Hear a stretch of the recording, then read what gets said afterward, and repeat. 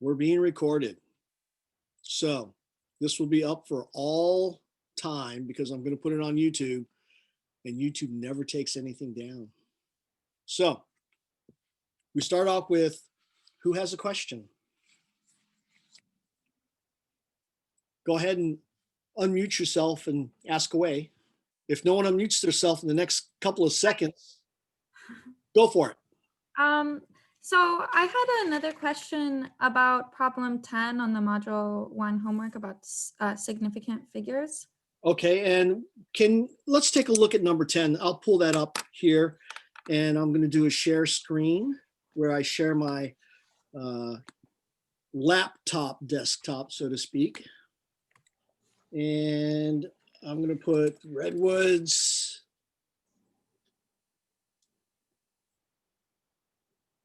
I'm going to pick a class. And I'm going to try to scroll down to module 1 homework. Whoops.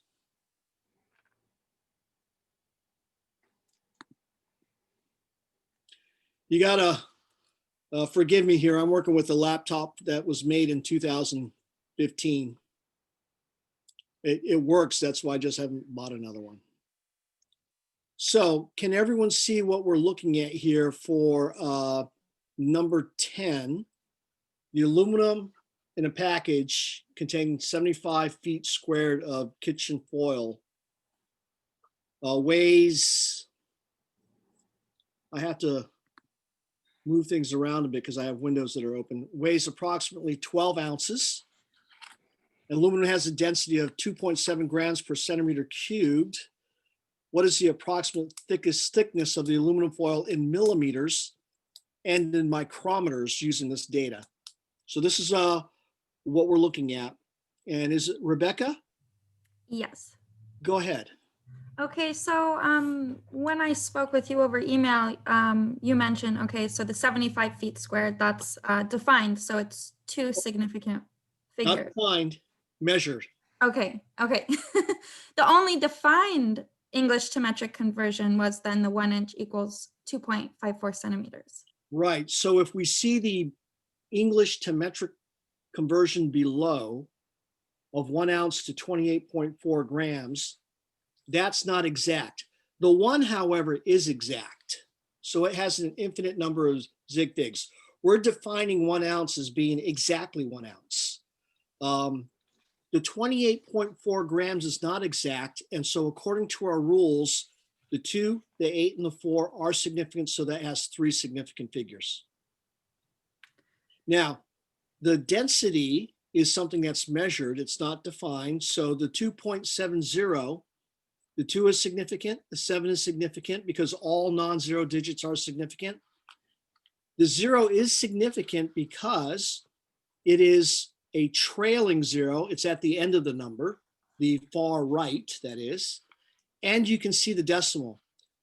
Now we should go up to the 12 ounces. When it says approximately 12 ounces, that means it may not be 12 precisely. So that's 2 significant figures also. So those are what we have to work with that's given. We will introduce some other conversions to do this problem, but that's at the get-go. It looks like we're going to end up with 2 zig figs if we're only doing multiplication and division. So with the multiplication and division, you want to compute everything with whatever has the lowest number of sig figs. What you said was the least precise. The answer will have that many. However, when you're doing the conversion, you want to use the best conversions you can. So, right, so I had a question then about where the 2 significant figures comes in when you're calculating the volume specifically, and when you're converting the 12 ounces. Let me show you this problem and how I would work it out, okay? Okay. So I'm going to write some things down before I switch screens. I'm going to write 75 feet squared. I'm going to write 12 ounces. I'm going to write 2.70 grams per centimeter cubed. And I'm going to write 1 ounce is 28.4 grams. And our goal here is to get the thickness. Okay, so I'm going to change my share screen. And this is one of those problems where you probably want to break it up into multiple problems instead of just try to do it all at one time. So if we're trying to get thickness, we need to know that the volume is the length times the width times the height. And we're going to call the height of the aluminum foil the thickness. We also know that length times width is area. And we know that the area is 75 feet squared. Okay, we can rearrange this. And so this is my little symbol, meaning I'm going to rearrange. And I get the height is equal to the volume divided by the area. So we can think of this as being two problems. One, let's calculate, or three problems perhaps. One, let's calculate the volume. Two, let's calculate the area. And three, let's then calculate the height. So since we want our answer to be in millimeters, what I'm going to do is I'm going to calculate the answer in centimeters and then convert to millimeters. So that might be like a fourth problem. So let's take a look at volume first of all. To get the volume here, we can take the mass here, and I'm going to rewrite this a little bit. I'm going to cross this out. Density is equal to mass divided by volume. If we're trying to calculate the volume, I'm going to rearrange that and put volume is equal to mass divided by density. And you can see my mass is in ounces and my density is grams per centimeter cubed.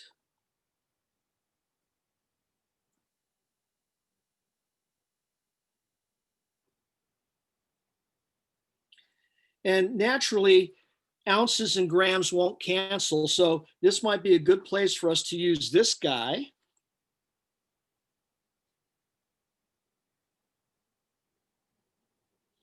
And when you have a conversion where you have one thing equal to the other, you can use it as a fraction.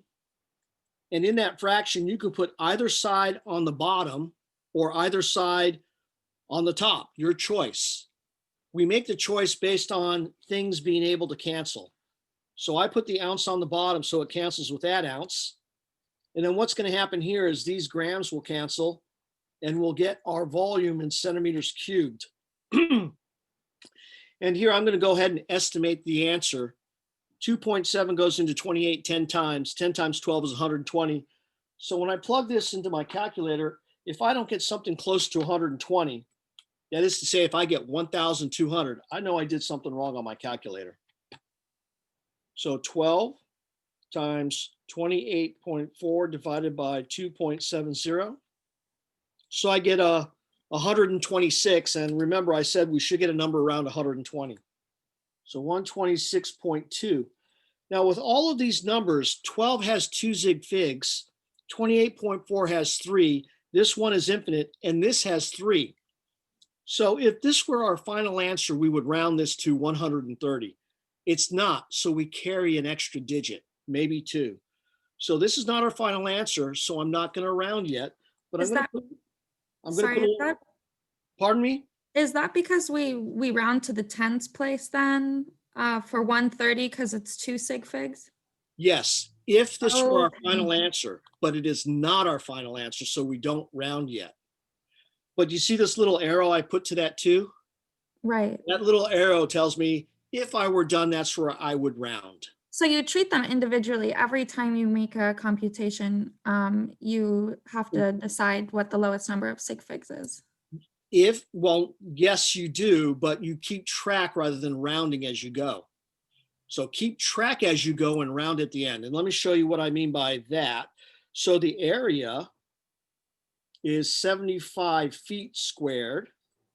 And here I'm going to use this idea that 1 foot is 12 inches and 1 inch is 2.54 centimeters. And so what I'm going to do is I'm going to multiply by 12 inches over 1 foot to get rid of one of these. I'm going to multiply by 12 inches over 1 foot to get rid of another of these. So these go away and that goes away. Then I'm going to multiply by 2.54 centimeters over 1 inch. and 2.54 centimeters over 1 inch to get my final answer. And I'm going to grant you this one's a harder one to estimate, but I'm going to go ahead and give it a try. That's 10. I'm rounding down. That's 10. I'm rounding down. Since I rounded these down, I'm going to round this up to 3 and round this up to 3. So I have 3 times 3 is 9. 9 times 10 is 90. 90 times 10 is 900. And 900 times this is going to be tough, but 900 is close to 1,000. So when I multiply 1,000 times 75, I should get 75,000. But again, I'm rounding 900 up. So maybe the answer isn't 75,000. I might get 70,000 for my answer here, or somewhere around there. So let's see what we get.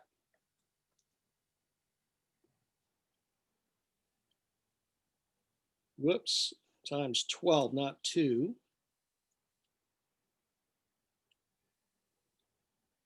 So I get 69,677 centimeters squared. And if this were finished, where would we round?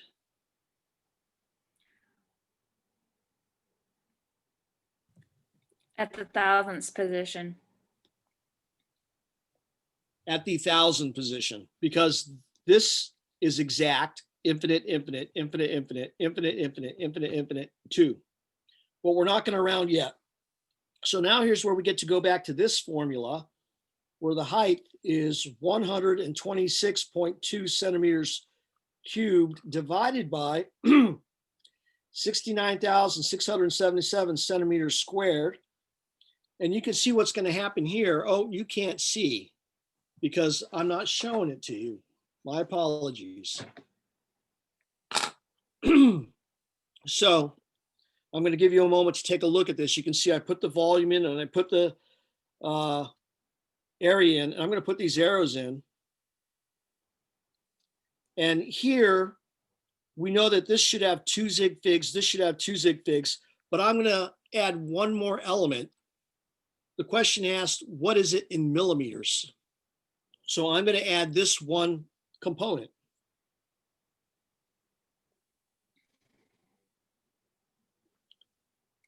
For every 1 centimeter, there's 10 millimeters. So if we look on the bottom, you can see there's centimeters times centimeters times centimeters. That's 3 of them.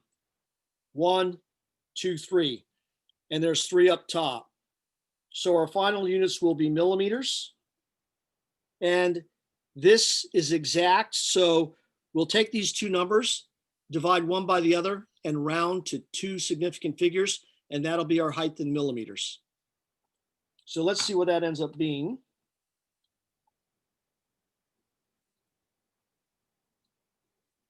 And I get 0.0018 when I round to 2 significant figures. Remember that leading zeros do not count. So none of these zeros count. The rest of the number on my calculator was 8112. And because there's a 1 next to the 8, we round down. So this would be our final answer. And I would expect to see this type of work. And I would expect to see this type of work. I would also expect to see formulas like this and this when you're working out a problem like this on the exam, so that I can see how you're thinking about this. So I'm not sure if that kind of gets to the heart of what you're asking about, Rebecca, but this is how you would do it. It is helpful. I'm just not very familiar with significant figures since it's been like over 10 years since I've taken a chemistry course. Okay, we're just going to assume that you took chemistry in the 2nd grade so that we don't be really old, okay? Because we don't want to judge people. Except for, I guess, if you're taking chemistry in the 2nd grade, we are judging you as being like a genius. Okay, so we're going to assume you were a genius. It's been 10 years. And it will take time to rebuild your skills, but they should come back, okay? All right. Who is next? I should use the icon, huh? You know, if you have a question, you can just verbalize it if you wish. Okay. I was going over the questions in the second part of the chapter, so page 51 maybe. I have a book on the computer, so it's hard for me to see that. You know what number? It was number 21, and I got down to B, and then I got pretty lost in percent error. Okay, percent error is something that we haven't talked about, but the book does talk about it. So let's take a look at that. Number, was that 21? 21. Thank you. You 21. So here's number 21. Clearly, there's way too much there for me to write down. I'm not going to do it. So let's read That's through fine. it and let's get the idea of what we're supposed to be doing. I'm going to try and zoom in on this a little bit. And I realize a lot of you have the digital ebook, and it's hard to look at that and to look at what I'm doing simultaneously. So that's why I'm showing you the problem here on your screen. And so I'm hoping you can see this problem. If you can, just give me a yeah, yes, the thumbs up or something. Okay, so let's read this and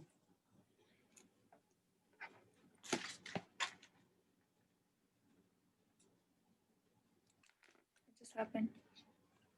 okay, so here's the idea. You're measuring an aluminum bar and you're trying to calculate the density, and you have the mass, you've made some measurements, and here are your results. This is actually results if this were a lab, because your measurements are how much does it weigh and what are the dimensions.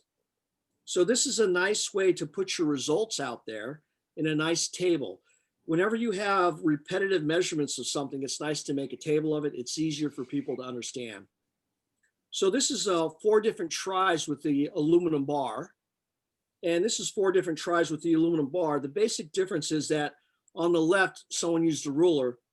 On the right, someone used a very precise instrument called a micrometer, which can measure things to a thousandth of a centimeter. And so you're able to get these values here. Now, just so that we're all on the same page, the accepted density of aluminum is 2.702 grams per centimeters cubed. And it says calculate the average density for each method. So to do this, even though I'm sure you know how to do it, I'm going to describe it to you.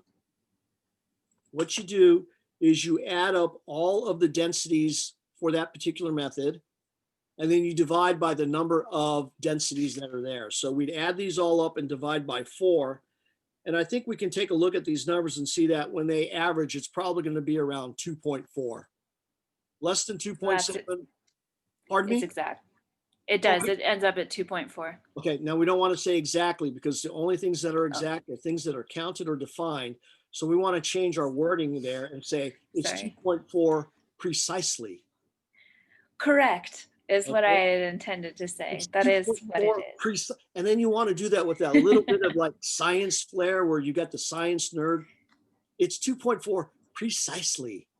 And then you expect people to make fun of you behind your back. Yeah, Okay. I got that. So here, I would venture to guess that with one of these values is 6 and the others are 2.7, the average is going to be quite a bit higher than 2.4. And I would venture to guess that this average might be as much as 3.5 or something like that. 3.48. 3.48. Hey, I didn't do bad. No, you did well. 3.48 is not precise enough. Right. When we have 4 significant figures and we're dividing by 4 values, the 4 values is counted 1, 2, 3, 4. So our average here should have 4 significant figures. 3.480. And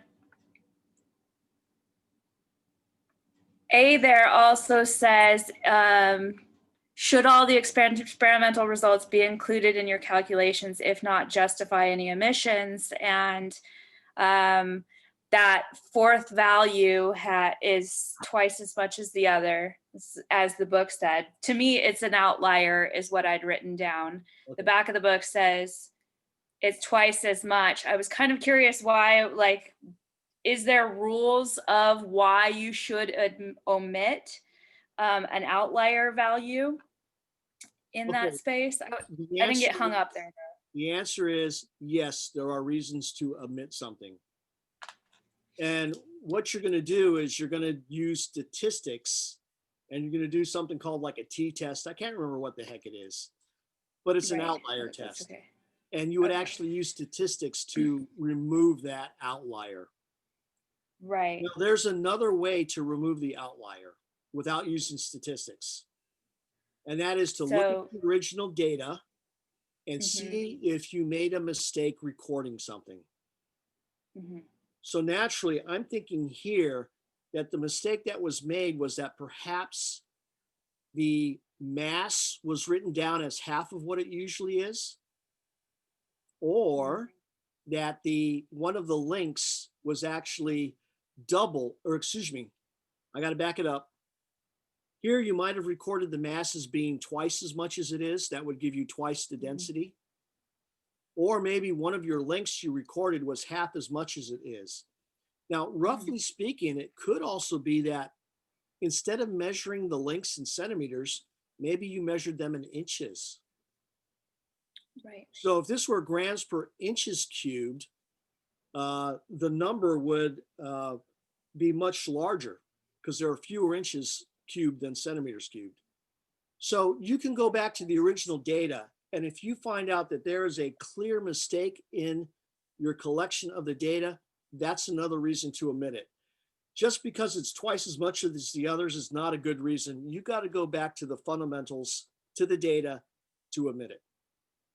Well, So and that's what the back of the book said, and I was kind of confused about that wording but what you just explained is fine. I mean, it should be an indicator to your brain that that doesn't fit. It somehow is an outlier. right, but in science, that's not good enough. That's Right. Okay. the gut feeling doesn't count. We don't care about your guts, Right. but the gut feeling Okay. does count in that it makes you go back and look at what you've done. Right. So when I say the That gut makes sense feeling to me. doesn't count, you don't make the decision on your gut feeling, but you investigate based on your gut feeling. Right. Okay. So if we omit that last one, this becomes 2.703. Yes. Correct. Okay. And that's probably the value that we want to do, because more than likely you'll find a reason for why that one is incorrect. Mhm. So I would say you can omit the 5.81 because you're certain that if you look at the fundamental data, you would find a incorrect value recorded. Okay. And here's something that we can talk about when we talk about an incorrect value being recorded. If you're measuring the same bar 4 times and you get 5 centimeters, 5 centimeters, 5 centimeters, and 2.5 centimeters, there's an outlier there, which means you screwed up. Does that make sense? Absolutely. We know 5 centimeters and 2.5 are not the same. And the same bar can't have 2 different lengths. Okay, calculate the percent error for each method's value. So let me get a piece of paper here so I can show you how to calculate percent error. So percent error is equal to the difference in values divided by the accepted value times 100%. And more specifically, what you want to do for the difference in values is you want to take the experimental value and subtract the accepted value divided by the accepted times 100%. Sometimes your percent error will be negative and sometimes it will be positive. So I need to zoom out so you can see what I'm writing, because I'm looking at my screen and we can't see everything. So if we look at the first value here of 2.4, The experimental value was 2.4. The accepted value is 2.702. And I'm going to put grams per centimeter cubed. And the reason I did the parentheses is so I didn't have to write grams per centimeter cubed for each one of these. Divided by 2.702 grams per centimeter cubed times 100%. Now, even here, we're supposed to look at significant figures. If we have 2.4 and we subtract 2.702, we're going to get negative 0.302. So where would we round this to? Where would we round this to based on the rules for addition and subtraction? And the answer is we would round it there to the 0.3. Because when you do addition or subtraction, whichever one is least precise, that's where you round to. 2.4 is less precise than 2.702. So here, this result should have one significant figure. So I'm going to go ahead and do this in my calculator. 2.4 minus 2.702. And I'm going to put equals, and then I'm going to divide by 2.702. And then I'm going to multiply by 100. And I get negative 11.176%. How do I round this to one significant figure? I want to keep that one there, but I don't want the next one. But if I just erase it, I would only have my answer as being -1, and that doesn't represent this number. So I'm going to put a 0 there because trailing zeros don't count if we don't write the decimal. So does -10 give us the idea of a -11 pretty well? And the answer is yeah. So that's -10%. For the other one, we have 2.703 minus 2.702 grams per centimeter cubed over 2.702 grams per centimeter cubed times 100%. And here we're going to get a positive difference.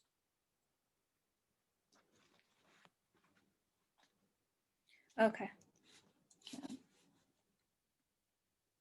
And here I get 0.03700996%. If we look at these values,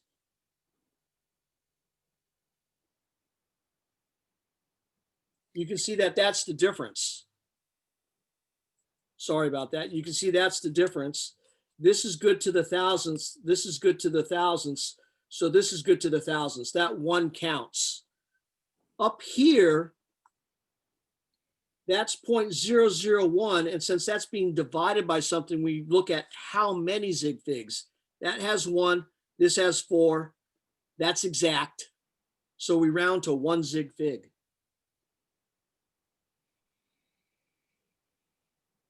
And that would be the correct answer for the percent error based on those two numbers.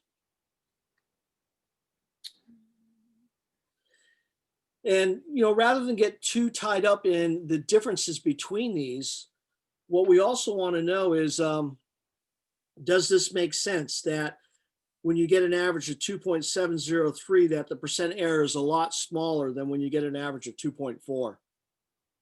And I think it makes sense. Now, what does the negative mean and what does the positive mean? It's really simple. Positive percent error means that your value was too large. So what does negative percent error mean? Your value was too small. A lot of scientists don't do that. They do the absolute value. And so this would be 10% error. I like the negatives and the positives because there's information there. Negative, your value was too small. Positive, your value was too large. So does that help with that part, Alice? Mostly, yeah. I got a little confused in there at one point, but I'll look back at the video again later Okay, because I did track it eventually, but I'll double check myself. Thanks. now standard deviation, you can just plug the stuff into your calculator and do a standard deviation. There is a way to do standard deviation. The chapter goes over it. I'm not going to go over that in detail. I think it's in one of the lectures, actually, if you want to look at that. Which method's average is more precise and which is more accurate? So precise would mean smaller percent error. So this one is more precise. Now, how do you look at accuracy? Actually, let me back that up. Accuracy is percent error. So smaller percent error, more accurate. For precision, you actually use the standard deviation. So I'm going to write that down. Accuracy, compare percent error. Smaller percent error, more accurate.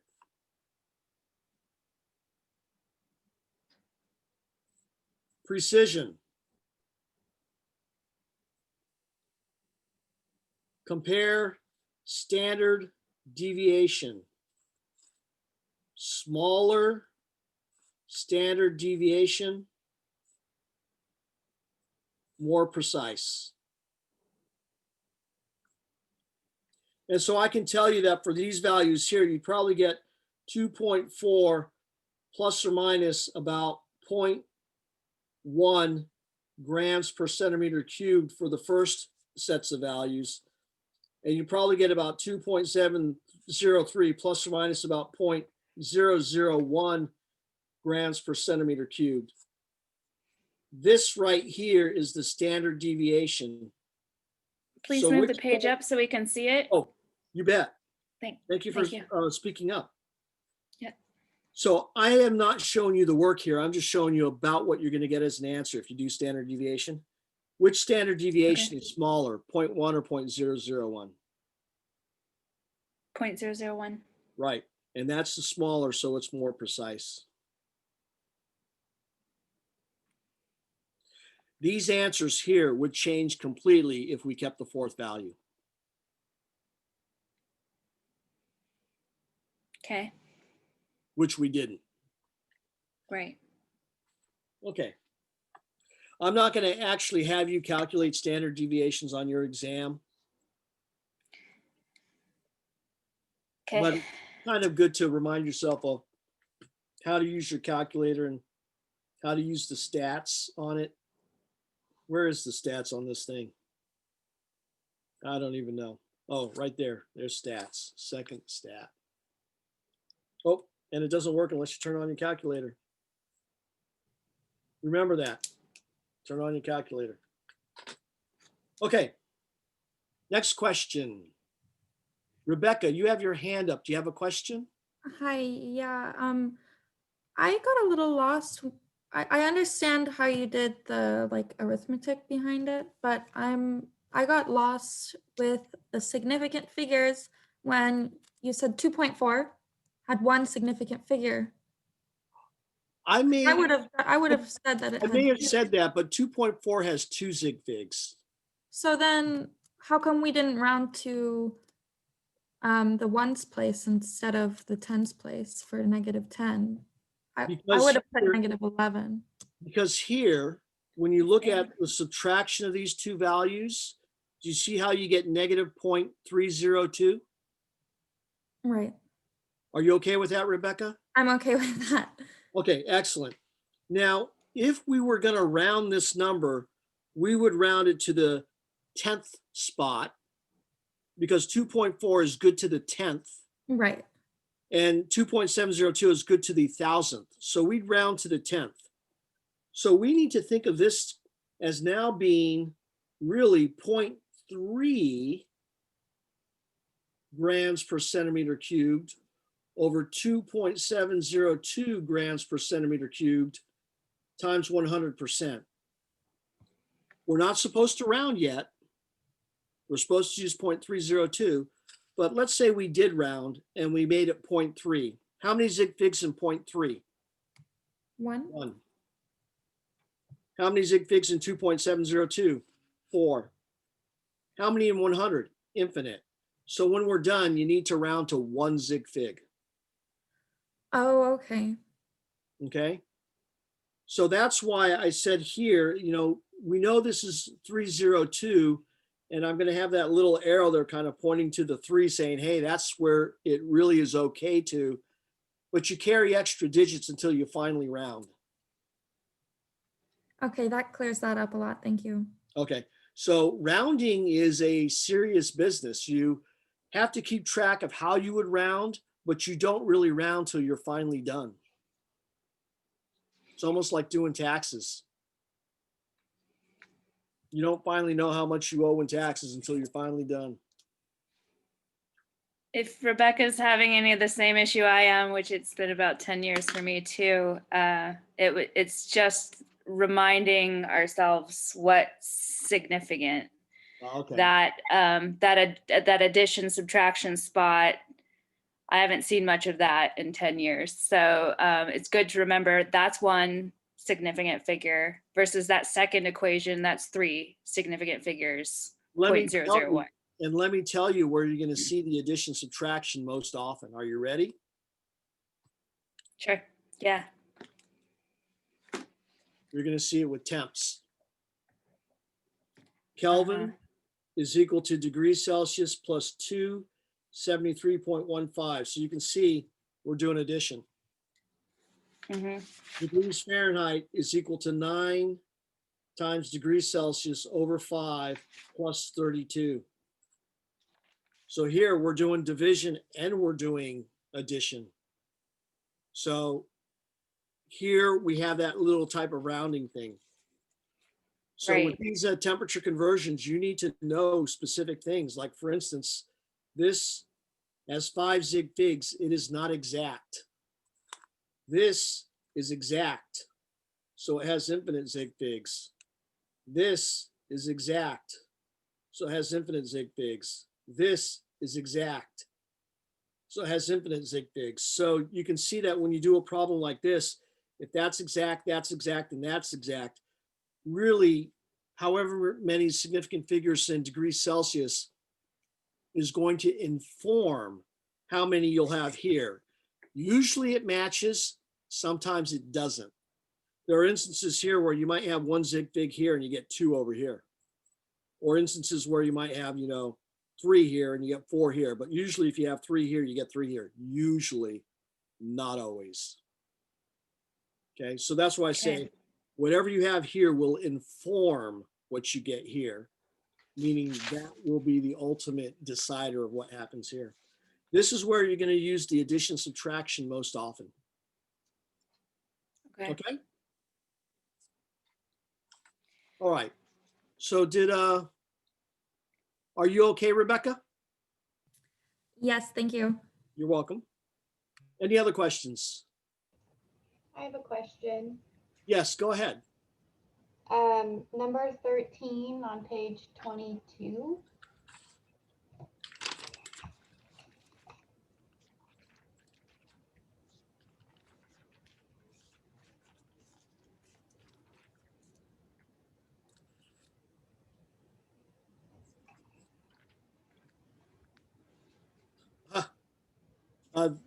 I'm going to show you the senior moment. Number 13 on page 22. And what did I do? I went to page 13. You're going to see this happen a lot. I am getting old. And so sometimes I just mix things up. So if I start yelling at you that you should clean your room, I think you're my child or something. Okay, this one right here, an 18-gram sample. So let me zoom in on this.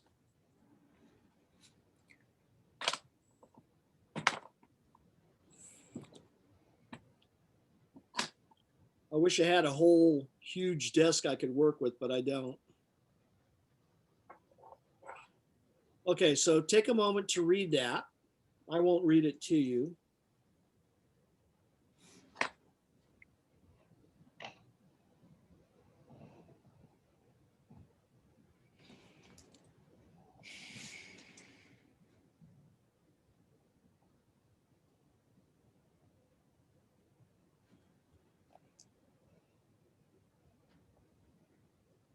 Okay, so did everyone read the problem?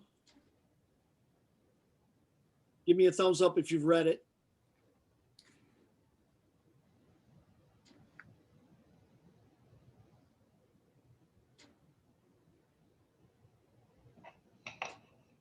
I'm Oh, gonna sorry. now, I'm gonna change my screen so I can show you how I would tackle this problem. And who asked about this one? Was that you, Charlotte? Yeah, So did you want me to show you how I would approach this problem? yeah, Okay. So can you see my hand in my desktop here? yeah. Okay, so I changed the share screen. Mm-hmm. Actually, I didn't. Another senior moment. The book was my desktop. Oh, geez Louise. Okay, 18 grams of water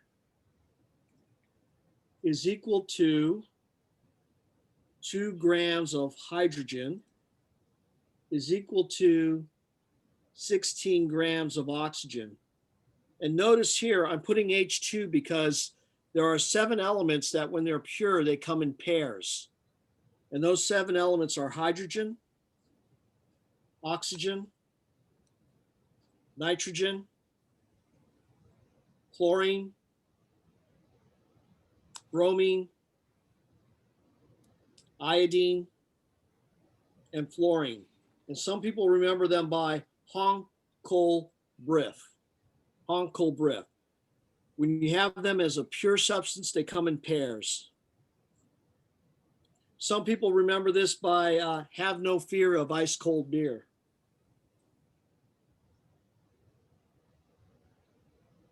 I won't write the rest of it out, but the have is hydrogen, the N is nitrogen, the F is fluorine. Have no fear of ice cold beer. Okay, now I'm not suggesting that 2 grams of hydrogen equals 18 grams of water. I'm suggesting that out of 18 grams of water, you get 2 grams of hydrogen. So this is like saying 20 slices of bread is equal to 10 sandwiches, which is equal to 10 slices of bologna. This is a very poor household where you only use 1 piece of bologna per sandwich. Okay, so I'm not saying these equal, but I'm saying for 20 slices of bread, you need 10 slices of bologna and you're gonna get 10 sandwiches. Okay, so the question is, what masses of hydrogen and oxygen gas would have been prepared from 27 grams of water? So if I start off with 27 grams of water, I want to multiply by something where I can put grams of water on the bottom and grams of hydrogen on top so that these cancel. So here I can see that 18 grams of water is equal to 2 grams of hydrogen. So I have a ratio that I can use here. Now, unfortunately for us, the 2 has 1 significant figure. So how many zig figs are we allowed at the end? 1. 1. And that's unfortunate for us because the author should have written 2.0 grams of hydrogen and 16.0 grams of oxygen. Because in reality, that's probably what was measured. But we're going to go with what was given. And here you can see that 27 times 2 is about 54. 18 goes into 54 about 3 times. Exactly 3 times. What was now? But when you tried it, I mean, Not exactly. Precisely. oh, okay. So there's our 1 zig Go fig. over the difference again, just to see. Exactly means you know everything about that number. It is what it is. It's nothing else. So if this were exact, we would know it'd be 3.000000 forever. Infinite. Infinite number of zig figs. But with the 2, we don't know that that's exact. It was measured. There are no Precisely. measured values that are exact. So you can be precisely 5 foot 6 inches tall, but you can't be exactly. So there's no measured values that are exact, is what you just said. That's correct. Okay. Because That's we, going to be a we hard just- habit to break. we just learned yesterday that when you measure something, you're always guessing at that last number, right? Yep. And if you're So that's not guessing at that exact. last number, does that mean that it's exact? No. Not at all. So no measured number is exact. Okay. And I'm going to be honest with you. Most scientists use exact imprecisely. Did you like that?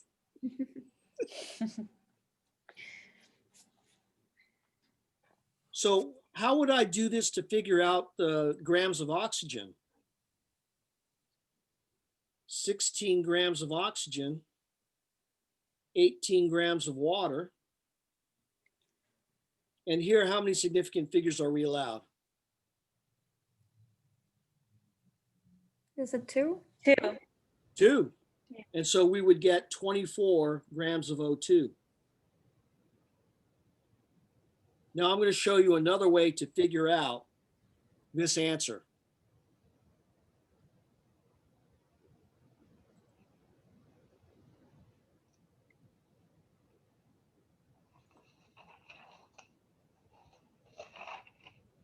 If we take away the 3 grams of hydrogen we make from the 27 grams of water, we're left with 24 grams of leftover material.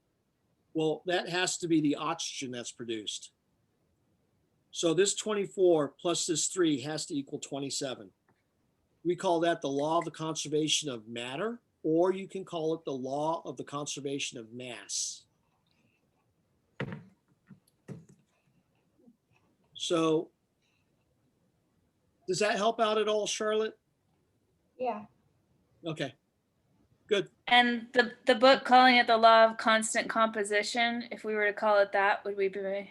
Well, I was going to That's say, it. actually, this is the law of constant composition, but the way I did it, it's more the law of the, this is more the law of conservation of matter. Conservation. Yeah, so Okay. this is the law of the conservation of matter. This is the law of constant composition. And the law of constant composition is a tough one to explain, but it's basically this, that whatever percent hydrogen you have in a substance, that percentage stays the same whether you have a little bit of a substance or a lot. So in this case, if we look at the grams, we have 3 grams out of 18. Oh, excuse me, 3 out of 27, which is 10%. I'm thinking about this right. It's almost 10%. So roughly speaking, water is 10% hydrogen by mass, whether you have 1 ounce of water or 50 gallons. It's about 10% hydrogen. So that's constant composition. Okay, what's next? I Okay, have if a you don't have question. anything, then I have things. Okay, go ahead. But go ahead. If I'd rather do your questions than mine. 17, question 17 on page 50. Okay. I mean, I have the concept, but for some reason I'm off on decimal places. Okay. I don't know why. So can everyone see 17 here? I'll zoom in so it's a little easier for you to read. And I'll move my book over. Always have to make a few adjustments.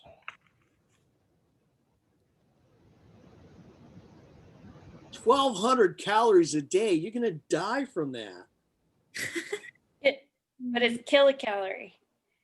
Because it's a No. big see. That doesn't matter. This is like eating. That's for like 100-pound, 5'0" woman or child or whatever, right? No, it's not even for that. The average Uh. adult consumes about 2,500 calories a day. So whatever Right. you have it, that's what they're talking about here. So this is if you want to become a I see. 100-pound 5 foot. person. Like Yeah. me, I weigh 200 pounds. If I want to weigh 100 pounds, this is what I would eat. Yeah, nothing to aspire to be. If I How ate about we this, just cut out sugar? I don't eat sugar. If I ate this a day, I would be so mean. You waste your protein. So mean. I would be like, Yeah. I'm hungry. What are you talking about? All right. So you want a calorie. Have you noticed that the people that are dieting are usually mean? Generally. Yeah, it's because they're hungry. Or what's the word? Hangry. Yeah, angry. Okay. You so said that you said want that you were off by decimal points on that, right? Pardon me? Yeah. So I'm going to write So- calories per day. And notice I'm not writing this because this can confuse things. I think I mixed up because isn't there calories as in food, but then calories with the capital C and that's different or something? Yeah. That's a Is that where kilocal. I'm mixed So up at? 1 calorie, uppercase C, is 1,000 calories, lowercase c. 1 calorie, lowercase c, is 4.184 joules. And so here, we're going to take this 1,200 calories per day, That's my problem then. and we're going to convert that into, well, I'm going to cross this arrow out. We're going to take that top, turn it into little calories, and then turn it into joules. So to do that, this is what we're going to do. 1 big calorie to 1,000 calories. So this calorie is called the food calorie. So when you go to McDonald's and it says that that hamburger has 500 calories, it's this. But that 500, if you multiply it by 1,000 and say 500,000 calories, it's actually 500,000 chemical calories. And just to give you a sense of what a chemical calorie is, you know what a 6-pack is, right? 6-pack of soda or beer or whatever.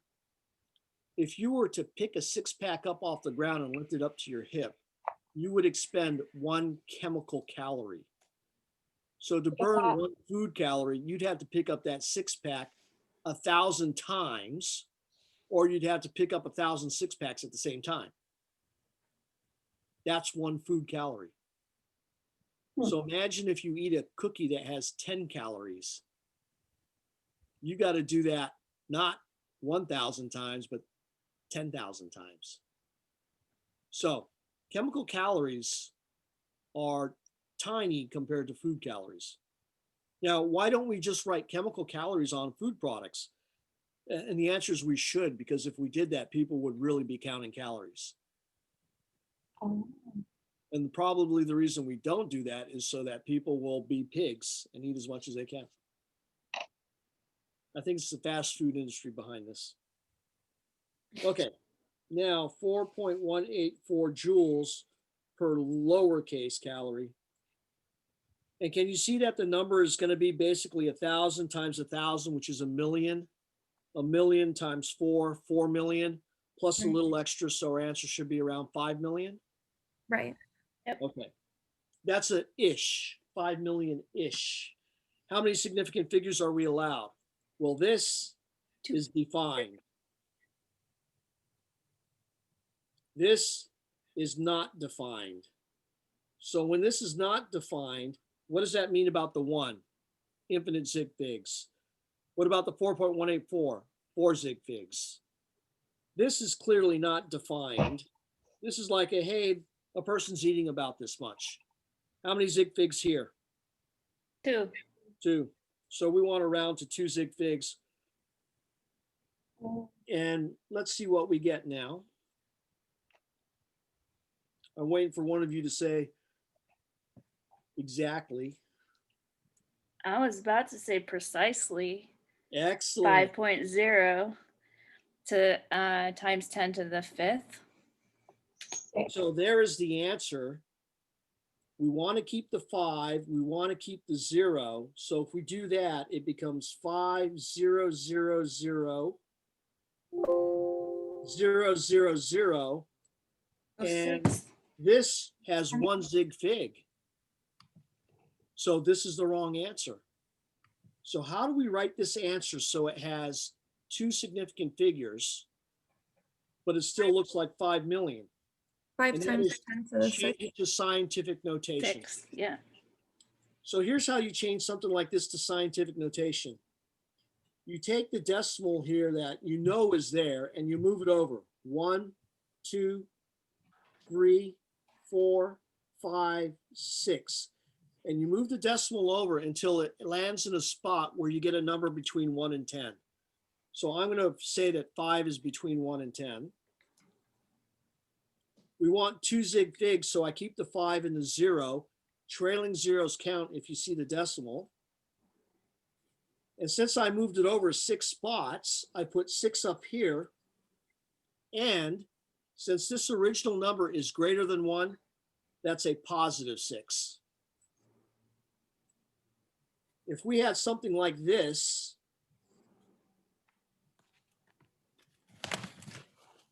we would do the same thing. We'd move the decimal over. That's 6 times. You get 5.0 times 10 to the 6. But because the original number is smaller than 1, you put a negative there.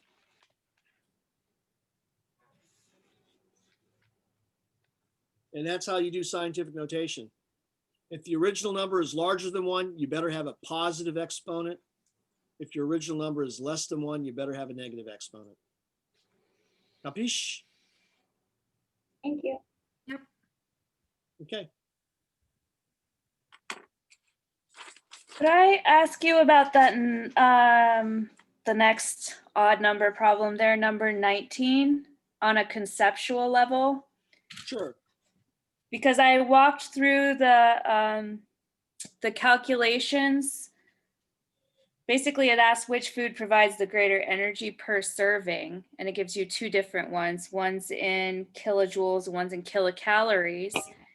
And so I just took the one that was in kilojoules to kilocalories, but the answer in the back took the one from kilocalorie to kilojoules.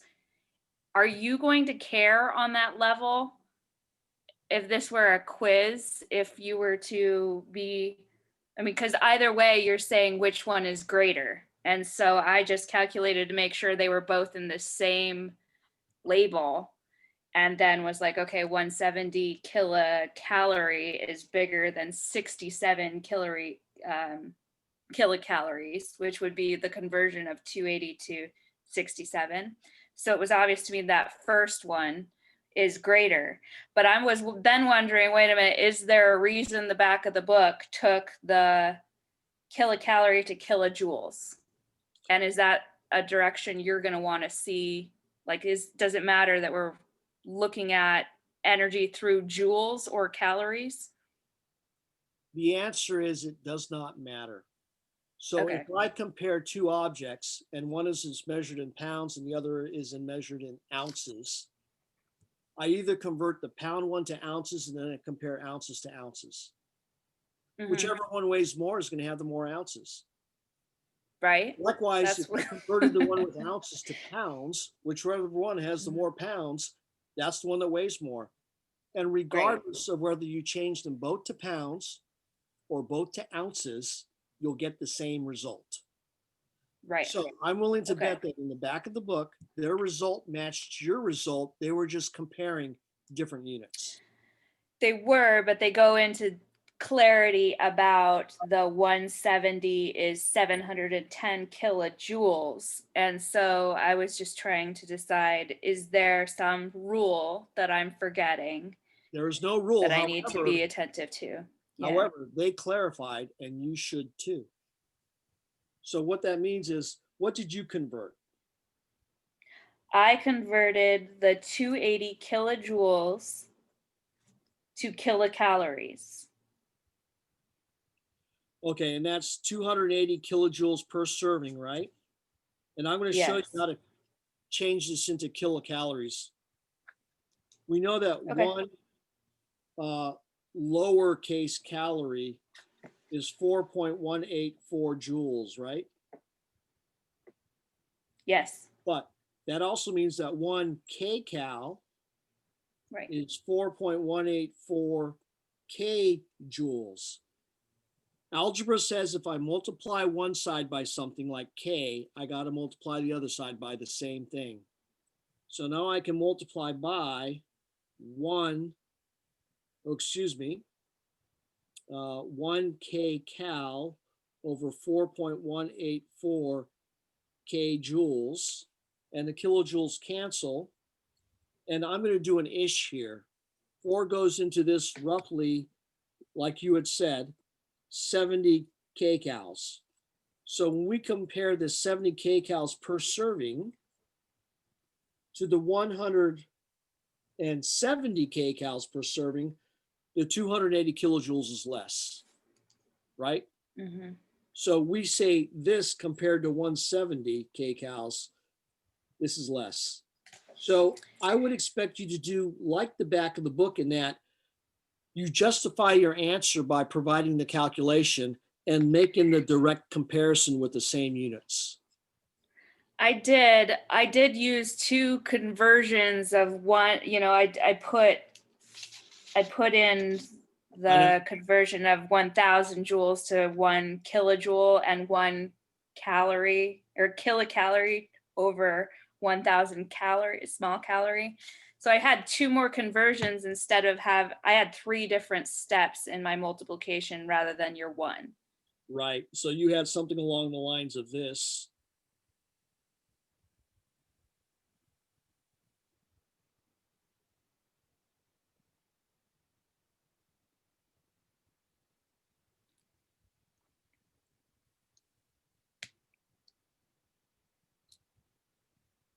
Oops, I did that wrong.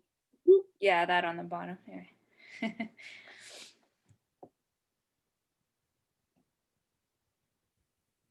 You did that, which is the same thing as this. You got the same result, right?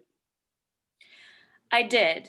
So all And I am curious, is it better for you to see us do like the 1 calorie equals 4.18 and then 1 kcal? Does it matter which way we've written it?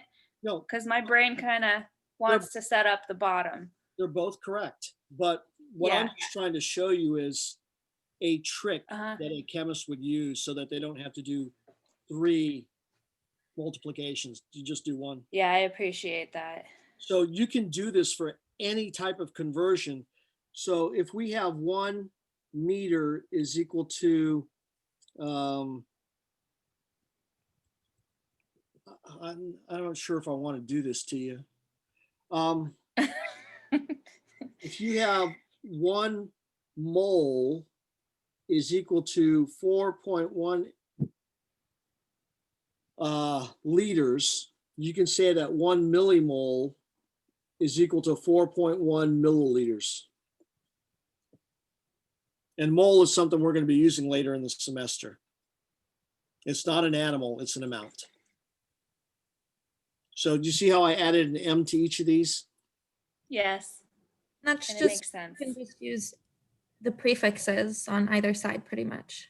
That's it. You can add or subtract prefixes from each side at will, as long as you add the same Do it to prefix both to each sides. side or remove it from each side. So there are all sorts of little tricks. This is a neat little trick. If you are more comfortable doing this, then you should do this below. Absolutely.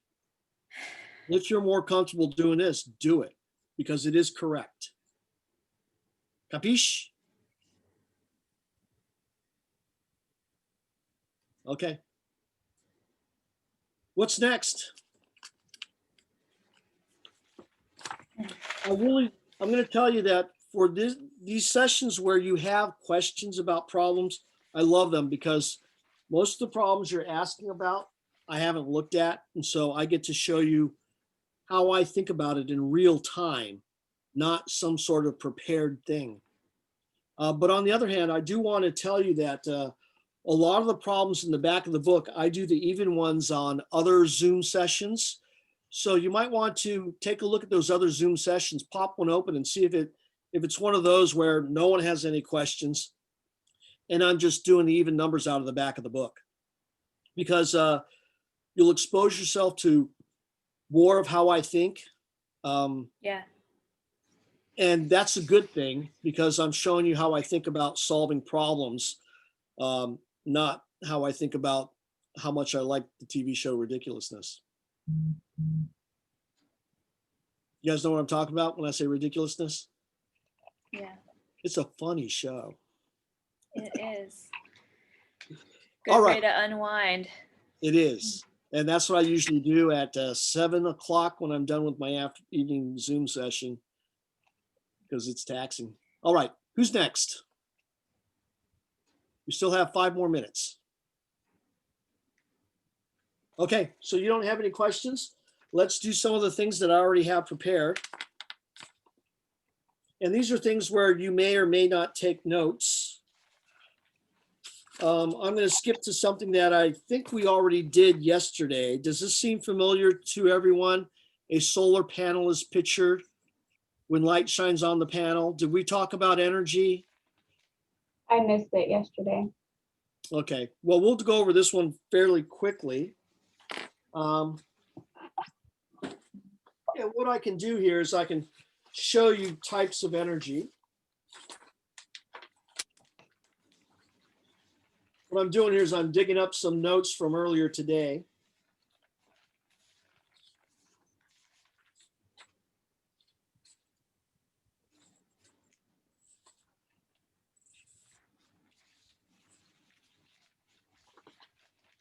And here we go. That didn't take too long.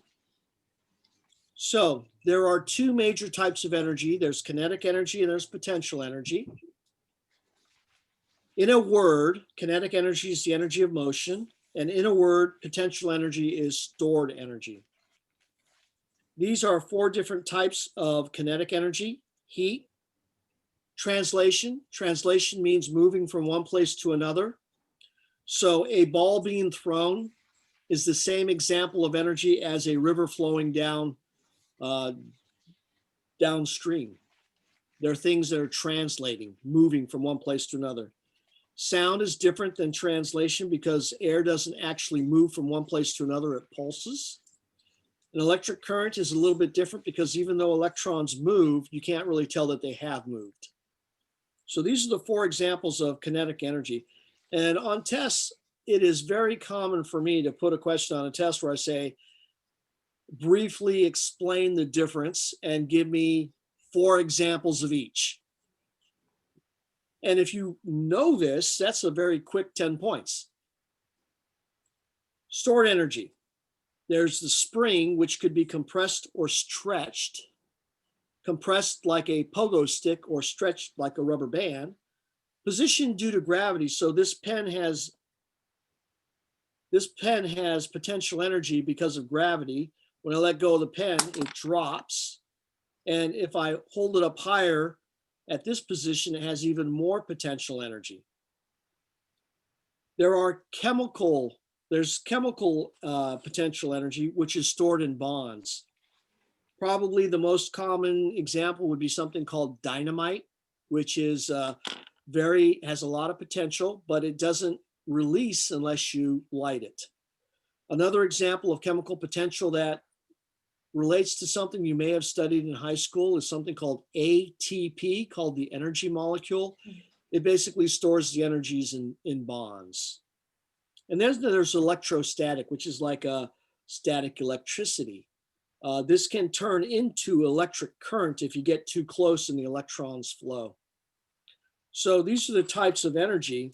And if we look at this solar panel and we think about what types of energy are involved, the answers are light is kinetic energy. Light is definitely energy because light can melt butter, which means it's got to have energy. Okay? So it is photons moving. So that's translation. I read somewhere that someone said that light is not energy because it has no mass. So where's the mass in heat? Where's the mass in sound? There is no mass there. Okay. It generates an electrical current. Clearly that's kinetic energy. To recharge batteries. So batteries are made from chemicals, so that's chemical potential. So the types of energy are kinetic and potential. The two types of kinetic are electric and translation, and the one type of potential we see here is chemical. Any questions about this one? I do. How Yeah. do we keep the difference between electric current and electrostatic straight? Do you have an idea of the word static and what it means? Yeah, not How about the word stasis? Have you ever heard of that one? homeostasis. What does that mean? You're Things, not dying. things stay the same, right? Yeah.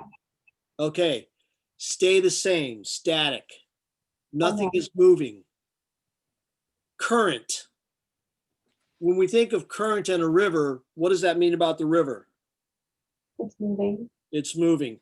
Do pools have current? No. Not really. So current is a motion word and static is a not motion word. So that's how I keep the two apart. Does that help at all? Yeah. Okay. Another word you could use instead of electric current, you could use electricity. Okay. But electric current is even better because electrons are moving. Okay. So when you have us do a list and you have 2 in kinetic, translation, like, I don't know, I might miss that one, and I'm kind of wondering what should be causing me to think about translation here. well, Just that it's I use the word translation because it's a lot easier to write than something moving from one place to another. If you want to write okay. something moving from one place to another, that's fine. I mean, wouldn't then any electric current also be a translation? But here's how they're different. You see this Thank pen? you, Rebecca. I'm going to move it here. That's translation, right? It's moved from one spot to another. When you have electric current, it's like a game of musical chairs. Every electron belongs in a chair. It's not like musical chairs because there is a chair for every electron. So when you have an electrical device like a mixer that you're going to plug into the wall, there's electrons in the wire, there's electrons in the machinery, there's electrons in the wall, and they're all stationary until you turn it on. As soon as you turn it on, those electrons start flowing. But where one electron leaves a spot, another one takes that spot. So if you were to look at this, you wouldn't actually see the electrons moving. You just see that there's an electron in every spot. When you turn it off, the electrons stay where they have ended up. So in this case, it's a little bit different than something moving from one place to another because you can't really tell they moved. They're stuck. I shouldn't say they're stuck. They have moved, but you can't tell one electron from another. So is something moving? Yes, but it's special. It's kind of like sound. Sound, you might think, is air moving. And it is, but it isn't. So that's why we have sound as an additional example to something moving. Heat even is something moving. at the simplest form, heat means things are vibrating. So is that motion? Absolutely. But are the atoms moving from one place to another? No. So that's why we say electrical current is a little bit different than something moving from one place to another. Absolutely, it is electrons moving from one place to another, but again, you can't tell. But the translation specifically will be the energy from the sun that hits the sunlight that hits the panel being converted to energy in battery. Right. So you can think of sunlight as, does light move? Yes. It does, Yes. right? So that's translation. Is light vibrating? So vibrating meaning, is it heat by and of itself? And the answer is no. Is light electricity? No. Is light, what was my fourth example? Translation. A sound. Is it sound? And is light sound? No, because it's called light. So that's why if we have to label light as a type of energy, the one that makes the most sense is translation. Okay. Are there different types of translation? Absolutely. A ball being thrown against a wall, a bird flying in the air, a car driving down the road. All of those are translation, where it's clear that one thing is moving from one spot to another. Okay? And is it clear that when light moves, it goes from one spot to another? I would argue yes, because when you turn on a flashlight, you can see the beam come from the flashlight and you can see where it ends up. So you can see that it is moving from one place to another. Right. Okay. So I hope that helps a little bit. And if not, sleep on it a little bit and it may kind of make sense to you.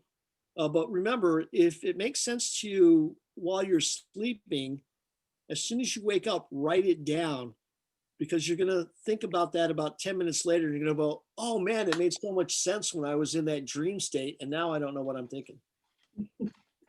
So you got to write it down. Otherwise, you're like, oh man, I just had the solution for world peace and I forgot about it because I'm not in the dream state anymore. Because I'm going to tell you, I have solved that world peace problem a number of times in my dream state, and I wish I'd written down the answer. Okay, I'm lying to you about that. Okay, thank you for joining. I hope to see you next week.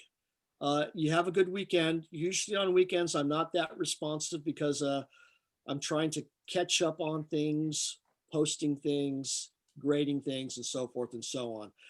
But that doesn't mean you can't ask. You just may not get an answer. Okay?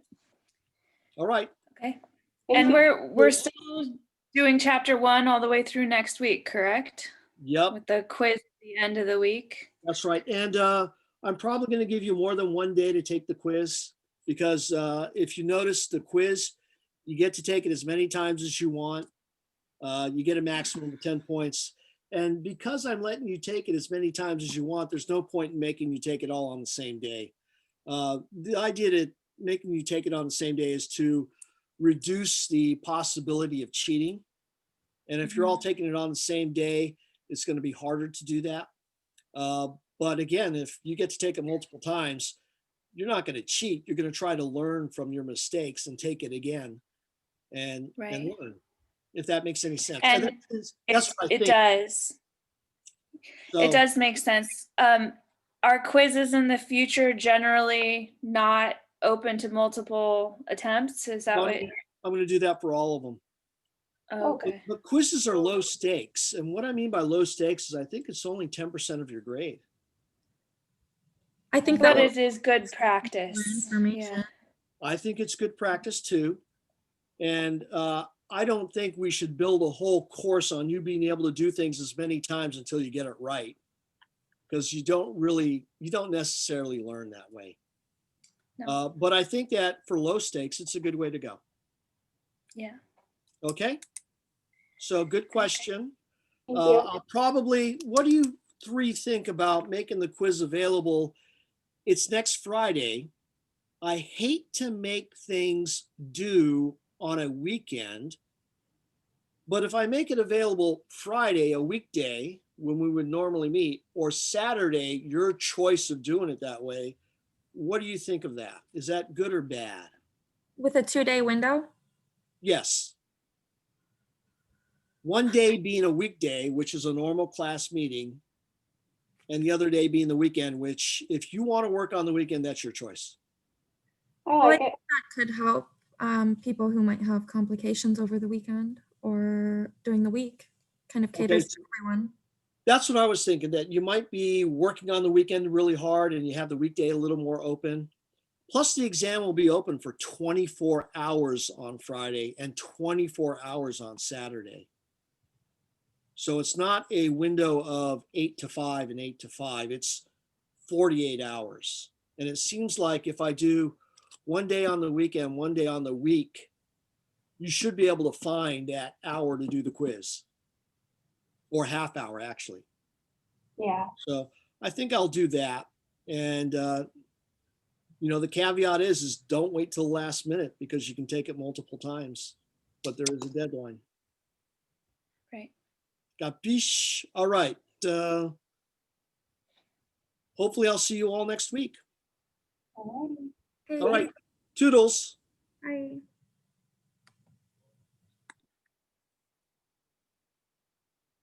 I just wanted to quickly apologize for having dropped out this morning. Apparently there was a scheduled power outage that I was not aware of. So Don't worry about it, Alice. I'm glad you came back in the afternoon here. That's perfect. I'll be honest with you. When someone drops out like that, I always wonder, did I say something? it was not you. And I just realized turning the generator on right then, I'd just be disruptive coming in the middle and getting less out of it. So I just decided to turn it on for this session, and that's I'm fine. sorry. Whenever Yeah. that happens, I always think it's me, not you, if that makes any sense. It's not you. I'm glad to So, hear that. thank you. All right. Okay. Good day. Bye.